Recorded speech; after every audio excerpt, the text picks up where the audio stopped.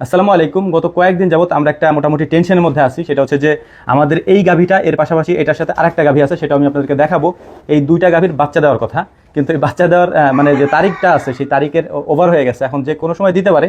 আর যে কারণে হচ্ছে আমরা কোথাও বেরোতেও পারতেছি না, কারণ আমাদের যেহেতু অনেকগুলা খামার বলতে আমাদের হাঁসের খামার, মুরগির খামার বা অন্যান্য যে খামারগুলো আছে, ওই খামারগুলোতেও আমাদের তেমন একটা সময় দেওয়া হচ্ছে না এখানে থাকার কারণে।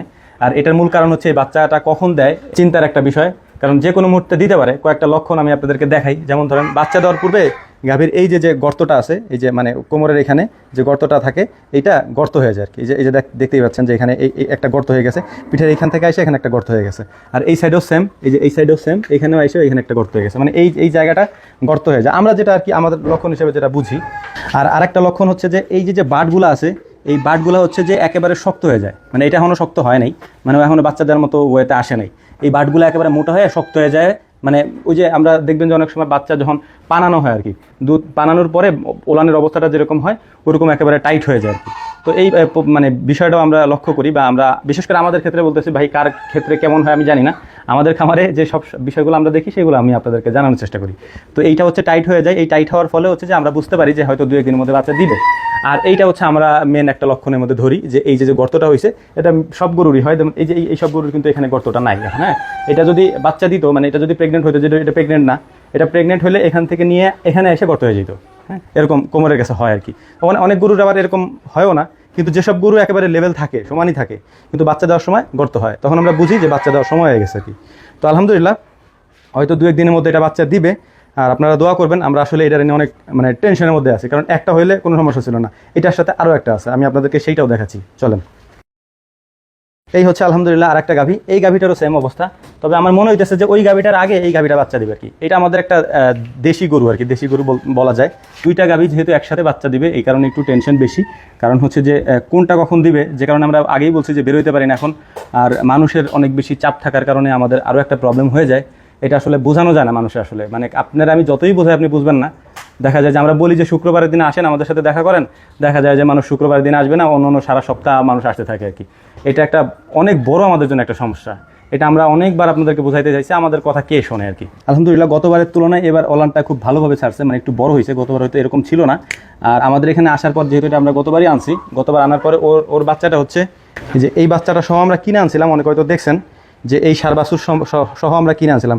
এই সার বাছুরটার আরও একটা বৈশিষ্ট্য আছে, আমাদের একটা বাচ্চার লাম্পি স্কিন ডিজিজ, যেটা এলএসডি বলে, সেটার একেবারে মুমূর্ষু অবস্থা হয়ে গেছিল। আমাদের ওই দরজার ওইখানে এটা আমি শোয়া রাখছিলাম, অনেকে বলতেছিল যে মনে হয় মারা গেছে আর কি। তো আলহামদুলিল্লাহ, আমাদের যে চিকিৎসা আছে লাম্পি স্কিন ডিজিজের, আমরা যেটা দিয়ে থাকি, সেই চিকিৎসাটা দেওয়ার পরে আলহামদুলিল্লাহ এই গরুটা সুস্থ হয়ে যায়। তবে কিছু কিছু দাগ এখনও আছে, এটা মিটে না এখন। এই যে কিছু দাগ এখনও আছে। ওর পুরো শরীরে এমন কোনো জায়গা নাই যেখানে হচ্ছে এটা ছিল না। এই যে কম্বলটা দেখতে পাচ্ছেন ওর, এই যে কম্বলগুলো আমরা গরুর, এই কম্বলটা হচ্ছে এত বড় ফুলে হচ্ছে এরকম হয়ে গেছিলো, এতখানি হয়ে গেছিলো। মূলত এই কারণে ও শোয়া থেকে উঠতে পারতো না, এত ভারী হয়ে গেছিলো কম্বলটা আর কি। তো যাই হোক, আলহামদুলিল্লাহ এটা সুস্থ হয়ে গেছে, এখন পুরোপুরি সুস্থ। এর পাশাপাশি ওর মা হচ্ছে ওইটা আর কি, ওই একটা গাভী এখানে থাকে। আর ওই ঘরে যে গাভীটা দেখাইছি সাদা গাভীটা, ওই সাদা গাভীটার বাচ্চা হচ্ছে এইটা। এই গরুটাকে আমরা আনছিলাম হচ্ছে দেশি গরুতে আমরা শাহিওয়ালের বীজ দিয়ে, তারপর হচ্ছে যে জাত উন্নয়ন করার জন্য। অর্থাৎ শাহিওয়ালের যে সার বাছুরগুলো হয়, সেই সার বাছুরগুলো বাজারে একটু ভালো রেট থাকে, এবং এটা মানে মানুষের চোখেও পড়ে বেশি। শাহিওয়ালগুলো দেখতে সুন্দর, যেটা আমি আপনাদেরকে দেখাইলাম, ওর যে একটা বাচ্চা আছে। তো আমাদের এইখানে এই বছর আর কি, মানে যতগুলা বাচ্চা হয়েছে তার মধ্যে মাত্র একটা বাচ্চা হয়েছে বকনা, আর বাকি সবগুলাই হয়েছে সার। তো মানে এই সব গরু থেকে আমরা সার বাচ্চাই আশা করি। আল্লাহ তালা যেটা লিখে রাখছেন ওইটাই হবে। তবে আমরা আশা করি যে আল্লাহ তালা যেন আমাদেরকে একটা সার বাচ্চা দেন, কারণ এটা মনে করেন যে 4-5 কেজির মতো দুধ হইতে পারে। ওই তো 4-5 কেজি দুধ হইলে ওইটা আমরা মানে দুধ দহন করি না, ওইটা বাছুরকে খাওয়াই দিই, এবং বাছুরকে খাওয়ানোর পরে বাছুর খুব ভালোভাবে একটা মানে হৃষ্টপুষ্ট হয়। আর আরেকটা বিষয় হচ্ছে যে বাছুরকে বেশি দুধ খাওয়ানো লাগে না, 3 মাস পর্যন্ত মোটামুটি বাছুরের দুধ খাই, এবং দুধের পাশাপাশি আমরা অন্য খাবারও খাওয়াই, মানে দানাদার খাবার, এর পাশে ঘাস, এগুলো আমরা খেতে দিই আর কি। তো যাই হোক, আলহামদুলিল্লাহ। তো এইটাকে আমরা মূলত আনছি এই কারণে যে এইটা থেকে আমরা যে বাছুরটা পাবো, ওই বাছুরটাকে মূলত আমরা সার বাছুর যদি হয় তাহলে আমরা পরিপূর্ণভাবে ওকে আমরা রেডি করব মাংসের জন্য আর কি। আর অন্য যে গাভীগুলো আছে যেগুলো ফ্রিজিয়ান হাই পার্সেন্টেজের বীজের বা বকনা বা গাভী, তো ওইগুলা থেকে আমরা আসলে দুধটাই আশা করি। তো দেশি গরুর একটা বৈশিষ্ট্য হচ্ছে এগুলো প্রতি বছরে বাচ্চা দেয়, এটা একটা মানে ভালো দিক। এটা আপনারা যারা পুরাতন খামারি আছেন তারা বুঝবেন যে বছর যদি কোনো গরুর বাচ্চা দেয়, ওইটাতে আলহামদুলিল্লাহ অনেক বেশি লাভ হয় আর কি। কারণ একটা বাছুরের দাম এখন আপনি প্রায় লাখ টাকার কাছাকাছি হয়ে যায় আর কি, যদি ভালো একটু গ্রোথ হয়, এটার নিচে আপনি পাবেন না। তো যাই হোক, আলহামদুলিল্লাহ, আমাদের জন্য দোয়া করবেন যাতে করে একদিন আগে পরে বাচ্চাটা দেয় আর কি। দুইটা যদি একদিনেই দেয় তাহলে একটু মানে প্রবলেম হয়ে যায়, যেহেতু এই কাজগুলো আবার সবাই পারে না, মানে এই বাচ্চাগুলো টেনে বের করা, আবার হচ্ছে যে এগুলো টেক কেয়ার করা, তো আমাদের ক্ষেত্রে একটু সমস্যা হয়ে যায়। আর আমি আপনাদের কাছে আবারও অনুরোধ করে বলবো যে আমাদের এখানে যারা আসেন ভাই, শুক্রবার বাদে অন্য কোনো দিন আমাদের এখানে না আসার জন্য এটা আমার অনুরোধ থাকবে আপনাদের কাছে। কারণ আমরা আসলে কাজ করতে পারি না, আমাদের মূল কাজটাই হচ্ছে কাজ। এখন আমরা যদি কাজই না করতে পারি, এতগুলো গরু, ছাগল, হাঁস, মুরগি, মাছ যদি আমরা ঠিকমতো কাজ না করতে পারি ভাই, আমাদের অনেক লস হয়ে যায় বিশেষ করে।